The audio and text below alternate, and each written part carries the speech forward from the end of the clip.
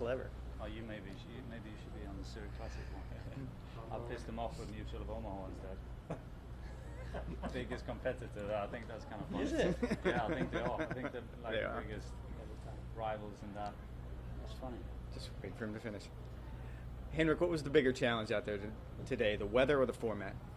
I mean, foursome's always a tricky format. We know that, but it's never going to be as tricky when you've got a good partner like I do. We talked about that early in the week, the trust, and having done this so many times before, we kind of go about our things like we normally do. And yeah, we played a very solid round of foursomes out there. I mean, 7 birdies and 3 bogeys, I believe. So yeah, we're super happy with that score and the way we took on the course today.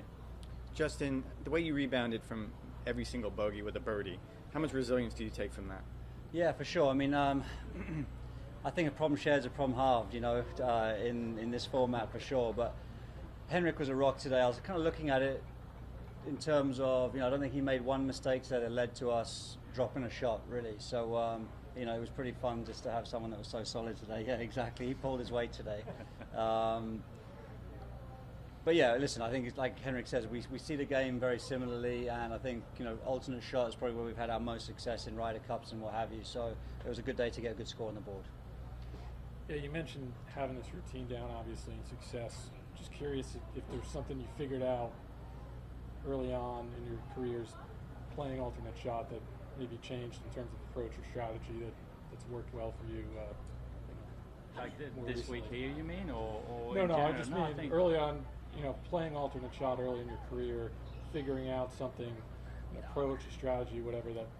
I don't think works so well much. with you. I think we both kind of grew up playing some amateur golf. You're playing these formats growing up, and I think that kind of gives you the mindset for the future. And then I think one big part is that I think we see the game very much the same, and we play a similar game when we're playing well, and that kind of makes it easy for us to just, you know, come up with a game plan, and we're just trying to go out there and execute it as well as we can. And today was obviously a good day for us on the course, and it is a tougher format, and again, very pleased with how we did today.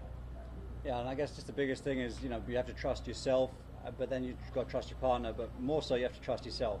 You've got to kind of not worry about what your partner's going to be facing. You know, I think it's all about committing to your shots. You know, if Henrik doesn't want to hit it in the water on number 9, he blocks it right at the green, probably doesn't do us any good anyway, but the only way he's going to step up and hit a great shot is by not worrying about what he might leave me, and I think that's kind of the way to approach this format. Speaking of trust, I'm just curious, Justin, early on in your career when you were struggling, missing cuts a lot, I mean, the expectation for you was quite high when you turned pro.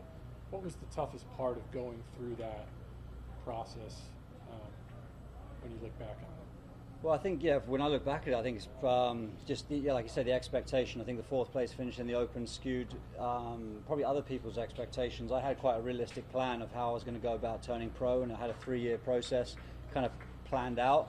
The Open came around, and I thought, well, maybe, I'm ready to go. Walk, you know, just like a walk-on, as you guys would say over here, onto the team. But it took me a while. I had to pay my dues, but yeah, it was remarkable how realistic the 3-year plan was. But I think expectation in the short term is what changed things. Guys, your lone bogey yesterday was a 12. You come back and make birdie there today. How big was that? Yeah. And any bird in this format is obviously welcome. It is, and especially on a hole like that. I think other than you could argue 9 and 17, you know, 2 tricky par 3s, but out of the par 4s, I'd say the 12, 15, and 6 are the 3 hardest par 4s on this golf course. And of course, making a birdie on a hole like that certainly feels like you're picking up a little bit more than just the one. I think another quick key to our day was I rolled it sort of 5 feet past on the first hole today, or the 10th hole, our first hole of the day. Henrik made it, and I made a 5-footer as well on the second hole, the 11th. So the first 2 greens of the day, we had those tricky kind of length range putts, and the fact we both made them, 1 each, I think that kind of like got us going in terms of, because you have to absorb a little bit of those moments and a little bit of pressure in alternate shots. So What club was it, Henrik? I hit a 7-iron second shot. And where do you feel you are with Pete right now in terms of getting your game back to where it had been? Yeah, it's getting better. I've put a lot of work in here, and so has he and everybody else around me. But I mean, I